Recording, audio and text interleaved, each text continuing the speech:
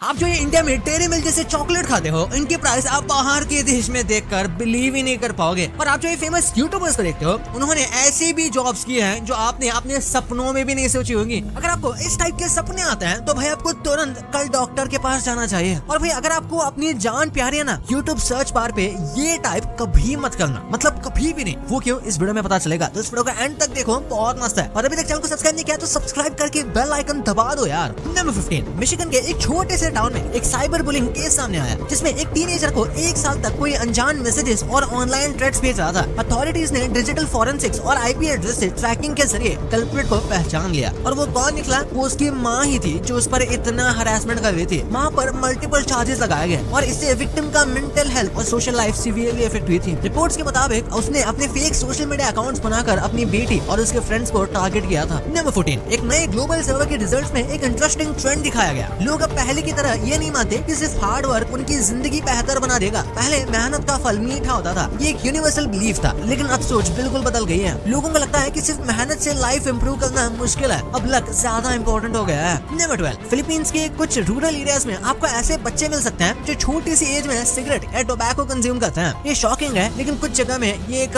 Poverty की habit बन चुकी है। सोशल मीडिया पर एक वीडियो वायरल भी हुई थी, जिसमें एक टॉडलर पूरा सिगरेट बॉस लाइक एटीट्यूड में फिनिश कर रहा था। ये एक तरह की सैड रियलिटी चेक है कि हेल्थ अवेयरनेस हर जगह इक्वल नहीं होती। नंबर 11, 1980s में थॉमस कुक और जोए फिनी दोनों ने एक फ्रेंडली प्रॉमिस किया था कि अगर कभी भी लॉटरी जीती तो प्राइज मनी हाफ हाफ बांटेंगे। सालों तक दोनों ने लॉटरी टिकट्स लिए पर कभी भी जीते नहीं। 2020 में थॉमस कुक ने $22 मिलियन का पावर बॉल जैकपॉट जीत लिया। अपने 28 साल पुराना वादा रखते हुए थॉमस ने बिना किसी हेजिटेशन के अपने दोस्त जो फिनी को आधा प्राइज दे दिया, जैसे कि आप इस इमेज में देख सकते हो। नंबर 10, ये फैक्ट एक हार्मलेस थोड़ा फनी चैलेंज है। कहते हैं कि अगर आप अपनी आंखें बंद करके लिप्स क्रिस्टल टाइप करते हो, यानी कि ऐसी स्पेलिंग टाइप करने की कोशिश करो, तो गलती हो ही जाती है। रीजन सिंपल है, कीबोर्ड मसल मेमोरी हमारे कॉमन वर्ड पे बेस्ड है, लेकिन ये फ्रेज रेयर है, इसलिए फिंगर्स कंफ्यूज हो जाते हैं। इंटरनेट पे लोगों ने इसे एक क्रीपी ट्विस्ट भी दिया, कह रहे हैं कि जो सही टाइप करेगा उसको स्ट्रेंज कोइंसिडेंस होगा। नंबर 8, जब आप किसी फ्रेंड, सेलिब्रिटी या इवन कार्टून को याद करते हो, आप उनकी आवाज क्लियरली इमेजिन कर सकते हो, लेकिन जब बात आपकी खुद की आवाज की आती है तो इट्स ब्लैंक। आपका दिमाग सबकी वॉइस परफेक्टली रिकॉर्ड करता है, बस अपनी ही मेमोरी करप्ट है। It's like your brain is a theatre for every voice except the main character. Number 7, अगर आप एक ही नाइट में देखते हो तो शायद ये आपका सबकॉन्शियस माइंड का सिग्नल है कि कुछ अनरिजॉल्व्ड इशू आपके अंदर प्रेशर क्रिएट कर रहे हैं। मेंटल हेल्थ एक्सपर्ट्स कहते हैं कि रिपीट होने वाले नाइटमेयर्स डिप्रेशन का सिम्टम हो सकते हैं, लेकिन कुछ लोग कहते हैं कि ये सपने एक वार्निंग या प्रेडिक्शन होता है। क्रीपी बात यह है कि इंटरनेट पे कई ऐसे केसेस हैं जहां लोगों ने सपने में देखा वो बाद में रियलिटी बन गया। नंबर 6, ये फैक्ट काफी अनसेटलिंग है। कहते हैं अगर आप डेथ के बारे में बात कर रहे हो और एक छोटा बच्चा पास में हो तो अचानक से वो चोक करने लगता है, जैसे कि उसकी सांस रुक गई हो। पैरानॉर्मल बिलीवर्स का कहना है कि बच्चे स्पिरिट्स और अनसीन एनर्जीज को फील कर लेते हैं, जो एडल्ट्स इग्नोर करते हैं। जब डेथ का टॉपिक होता है, उनका सबकॉन्शियस माइंड रिएक्ट करता है और फिजिकल सिम्टम आता है। साइंस इसे कोइंसिडेंस मानती है, लेकिन जिन लोगों ने ऐसा देखा है उनके लिए ये एक टेरिफाइंग मोमेंट होता है। नंबर 5, यूट्यूब का एक अजीब ग्लिच इंटरनेट में वायरल हुआ था। कहते हैं अगर आप सर्च बार में सिर्फ ऐसे टाइप करके सर्च करो तो आपको कुछ डिस्टर्बिंग वीडियोस मिलते हैं, जैसे क्रीपी एनिमेशंस या अनएक्सप्लेन्ड फुटेजेस। कुछ क्लिप्स तो इतने रैंडम और क्रीपी हैं कि देखने वाले कंफ्यूज ही हो जाते हैं कि ये कैसे रिकमेंड हो गया। ऑफिशियली यूट्यूब का एल्गोरिथम इसको एक्सप्लेन करता है कि ये रेयर टैग्स और